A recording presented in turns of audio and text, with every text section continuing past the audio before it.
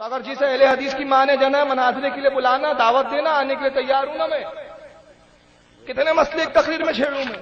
اگر یہ اپنے ابا کی اوریجنل اولاد ہے اور یہ بھی اگر خفیہ نہیں پیدا ہوا ہے، اعلانیہ ہی پیدا ہوا ہے، تو یہ مجھ سے مناظرہ کرے. حدیث سن رہے ہو، اگر یہ اپنے باپ کی اوریجنل اولاد ہو،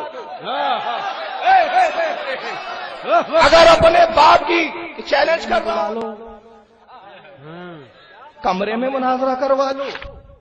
اسی لیے مناظرے میں نہیں بیٹھتا. اس کو نالی یاد آ جائے گی قسم خدا کی، پتہ چل جائے گا بریلیوں کے ساتھ بیٹھنے کا انجام کیا ہوتا ہے. کوئی مائیکل کھڑے ہو کے نہیں بولتا میں مناظرے کے لیے تیار ہوں. ذاکر صاحب، بہت غیر مسلموں سے آپ نے گرنتھوں پہ مناظرہ کیا ہے، ہمت ہو تو اس فقیر بریلی سے مناظرہ کر کے دکھاؤ.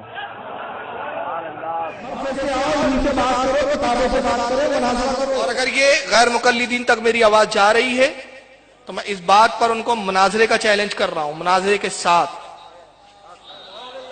اگر ہمت ہو تو اس بات پہ وہ مناظرہ کر لیں. کریں گے مناظرے کا مطلب یہ ہے کہ میں 1000 حدیثیں پڑھتا ہوں تو 500 حدیثیں پڑھ کے بتا دے.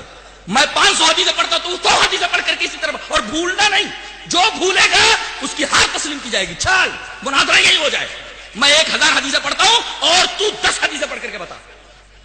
مناظرہ کریں گے. حدیث پڑھنے کا طریقہ ہی نہیں، حدیث سمجھتے ہی نہیں. لفاظی کا نام مناظرہ نہیں. والے کے اوپر منطقی دلائل پیش کر کے مبہوت کر دینا، ششدر کر دینا، اس کا نام مناظرہ نہیں ہے. شریعت کا مناظرہ یہ ہوتا ہے کہ آپ حدیثیں پیش کیجئے کہ ہمارا یہ مسلک ہے اور اس پر یہ حدیث دلیل ہے، ہمارا یہ مسلک ہے، یہ حدیث اس پر دلیل ہے. مناظرے کی باتیں کرنے والے اور یہ اس طریقے سے ہار اور جیت کی بات کرنے والے، یہ لفاظی کرنے والے، یہ لفظوں کی بازیگری کرنے والے، ذرا ایک حدیث پڑھ کر کے بتائیں. حالت خراب ہو جائے گی. ایک حدیث نہیں پڑھ سکتے اس لیے کہ حدیث وہی پڑھ سکتا ہے جسے نبی کریم صلی اللہ علیہ وسلم سے محبت ہو. حدیث کی باتیں وہی کرتا ہے جس سے نبی کریم صلی اللہ علیہ وسلم کو محبت ہو اور جو نبی کریم صلی اللہ علیہ وسلم سے محبت کرے. جی لفاظی کا نام تقریر نہیں ہے. نبی کریم صلی اللہ علیہ وسلم کی بات آپ پیش کر دیجئے. حدیث شریف ہے من تشبہ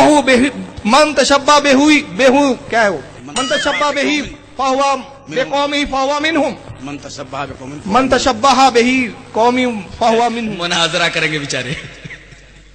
ایک لائن تو پڑھ نہیں سکتے، حدیث کیا پڑھیں گے؟